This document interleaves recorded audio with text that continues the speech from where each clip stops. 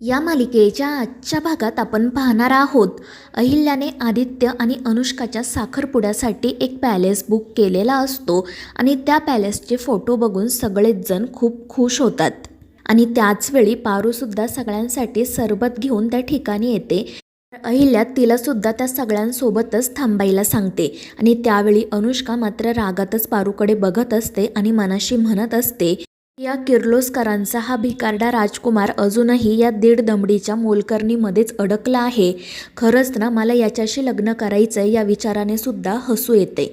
तर अहिल्या पारूला त्या पॅलेसचा फोटो दाखवत विचारत असते की पारू, तुला हा व्हेन्यू आवडला का? आणि त्यावेळी पारू काही उत्तर देत नाही. ती फक्त आदित्यकडे बघत असते आणि नकळतपणे तिचे डोळे भरून येतात. तर दामिनी मध्येच म्हणते की वहिनी, समजा पारू नाही म्हणाली तर तुम्ही काय साखरपुडा रद्द करणार आहात का? आणि दामिनीच्या अशा बोलण्यामुळे अहिल्या तिच्यावर चिडते. तर पारू म्हणत असते की नाही देवी आई, मला खरंच हे ठिकाण खूप आवडलं आणि तुम्ही काही काळजी करू नका, कशाचीही कमी पडणार नाही. आदित्य सरांचा आणि अनुष्का मॅडमचा साखरपुडा एकदम धूमधडाक्यात होईल. आणि ते ऐकून अहिल्या श्रीकांत खुश होतात आणि मग पारू तेथून निघून जाते. त्यानंतर एक फोटोशूट करायचे असते, त्यामुळे काही लोक ड्रेसचे डिझाईन घेऊन अहिल्याच्या घरी येतात. अहिल्या त्यांना विचारत असते की सांगितल्याप्रमाणे सगळे ड्रेस डिझाईन झाले आहेत ना? त्यावर ते लोक हो म्हणतात आणि तितक्यात पारू त्या ठिकाणी येते. तर ते लोक पारूलाच म्हणतात की मॅम, तुम्ही एकदा बघून घ्या. आणि ते ऐकून अहिल्या खूप चिडते. ती म्हणत असते की असं काम करता का तुम्ही? आपल्या कंपनीची ब्रँड ॲम्बॅसेडर बदलली आहे, एवढंसुद्धा तुम्हाला माहीत नाही का? नक्की कोणाला समोर ठेवून तुम्ही हे ड्रेस डिझाईन केलेत?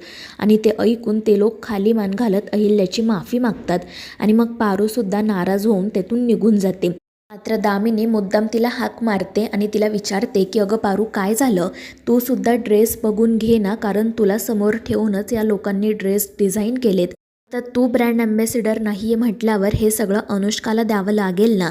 मात्र त्यामुळे अहिल्या दामिनीला ओरडते आणि मग पारूसुद्धा काही न बोलता तेथून निघून जाते. तर अहिल्या ते सगळे ड्रेस बघायला सुरुवात करते, पण हे सगळं आदित्यला आवडत नाही आणि तो देखील पारूच्या पाठोपाठ बाहेर येतो. तो पारूला म्हणत असतो की पारू, काय झालं? तर पारू म्हणत असते की आदित्य सर, काही नाही, पण तुम्ही इथे काय करताय? तुम्ही आतमध्ये अनुष्का मॅडमसोबत असायला हवं, तुम्ही प्लीज जा आतमध्ये. मात्र तो तिच्या तोंडावर बोट ठेवत म्हणतो की नाही पारू, मला ना तुझी माफी मागायची आहे. तुझी बाजू सत्याची असूनसुद्धा मी ती आईसमोर सिद्ध करू शकलो नाही. मला माहीत होतं की तुला तुझं काम खूप आवडतंय, मात्र मी ते आईला पटवून देऊ शकलो नाही. आणि ते ऐकून पारू म्हणते की आदित्य सर, तुम्ही प्लीज वाईट वाटून घेऊ नका. तुम्ही एक मुलगा म्हणून जिंकला आहात आणि याचा मला ना खरंच खूप आनंद आहे. आणि मी तर तुमची मैत्रीण आहे, आपल्यात रक्ताचं नातं नाही आणि रक्ताचं नातं ना कधीच कुठेही जात नाही. उलट जी रक्ताची नाती असतात त्यांना सांभाळायला जास्त कष्ट करावे लागतात.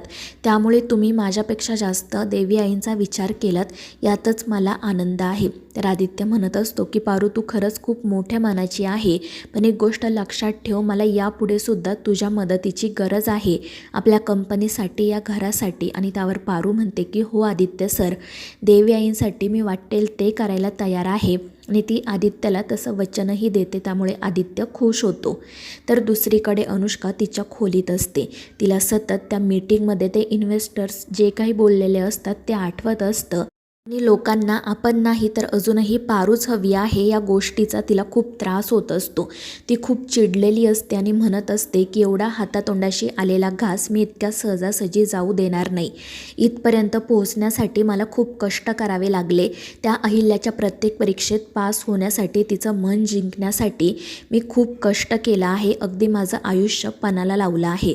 त्यामुळे आता काही झालं ना तरी हा डाव मी हातातून जाऊ देणार नाही. मला काहीतरी करायलाच हवं, त्या पारूला मला संपवायलाच हवं. आणि मग त्यानंतर ती लगेच एका व्यक्तीला कॉल करते आणि सांगते की ताबडतोब किर्लोस्कर कंपनीचे सगळे शेअर्स विकत घ्यायचे, सगळीकडे त्या कंपनीची मार्केटिंग करायची. काही झालं तरी ती कंपनी पुन्हा एकदा नंबर 1 व्हायला हवी आणि यासाठी अनुष्का एंटरप्राइज विकावी लागली ना तरीही चालेल, वाटेल तितका पैसा खर्च करा. मात्र ती कंपनी नंबर 1 व्हायलाच हवी, कारण त्या कंपनीचे ब्रँड ॲम्बॅसेडर मी आहे. मात्र ते लोक म्हणत असतात की मॅडम, तुम्ही प्लीज असा निर्णय घेऊ नका. पण अनुष्का म्हणत असते की मी जो निर्णय घेतला आहे तो विचार करूनच. आणि मग त्यानंतर ती हसतच म्हणते की पारू, तू माझी बरोबरी ना कधीच करू शकत नाही.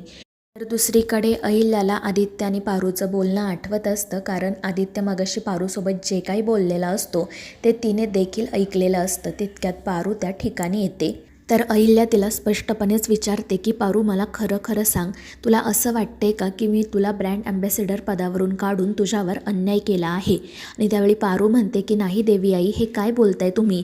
मला असं का वाटेल? तुमचा शब्द माझ्यासाठी किती महत्त्वाचा आहे तुम्हाला माहिती आहे ना.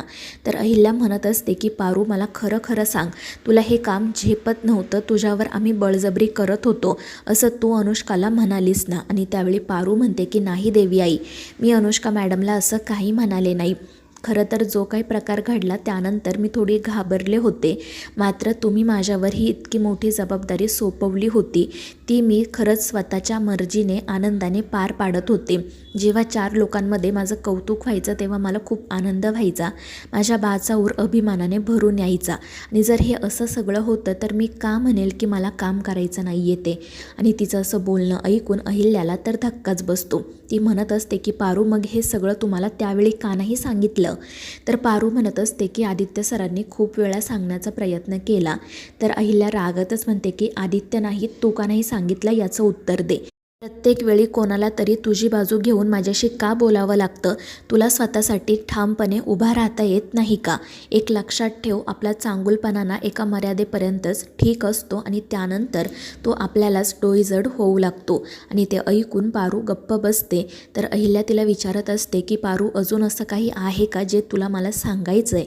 आणि त्यावेळी पारूला तिचं आणि आदित्यचं लग्न आठवतं. तर अहिल्या म्हणत असते की पारू, ही शेवटची संधी आहे, तुला जर काही सांगायचं असेल तर ते तू मला सांग. पण पारू नाही म्हणते आणि तेथून जाण्यासाठी निघते. पण अहिल्या तिला सांगते की थांब पारू, आजचा दिवस खूप महत्त्वाचा आहे. आणि त्यावेळी पारू म्हणते की हो, मी अनुष्का मॅडमला तयार करते. पण अहिल्या म्हणते की नाही, ती जबाबदारी मी प्रियावर दिली आहे. तू प्रीतमला बोलावून आण, तुम्हा दोघांकडे माझं वेगळं काम आहे. तर दुसरीकडे प्रिया अनुष्काला छान तयार करते.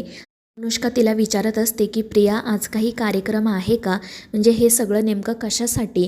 मात्र प्रिया तिला काही सांगत नाही. ती म्हणत असते की अनुष्का, आजचा दिवस खरंच खूप खास आहे आणि त्यामुळे अनुष्का खुश होते. तिला असं वाटत असतं की ब्रँड ॲम्बॅसेडर म्हणून आज तिचं पहिल्यांदा फोटोशूट होणार आहे, त्यामुळे ती आनंदात असते.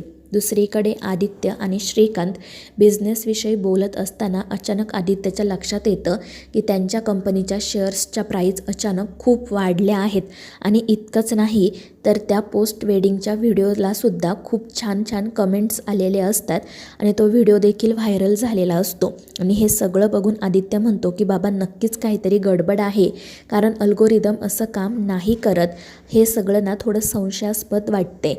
आणि मग आदित्य हे सगळं अहिल्याला सांगायचं ठरवतो. पण तितक्यात त्याला समजतं की आज अहिल्याने तिच्या शेड्यूलमध्ये प्रेस कॉन्फरन्स अरेंज केली आहे आणि ही प्रेस कॉन्फरन्स नेमकी कशासाठी आहे हे घरात कोणालाही माहिती नसतं. त्यामुळे सगळेच जण काळजीत पडतात. श्रीकांत मात्र आदित्यला म्हणत असतो की आदित्य, ती अहिल्या किर्लोस्कर आहे, तिच्या मनाचा थांग लागणं इतकं सोपं नाही. मला तर असं वाटते आता नक्कीच काहीतरी मोठं घडणार आहे, त्यामुळे आदित्यची काळजी तर अजूनच वाढते. तर मित्रांनो, या मालिकेच्या पुढील भागांच्या अपडेट्ससाठी आपल्या चॅनेलला सबस्क्राईब करा.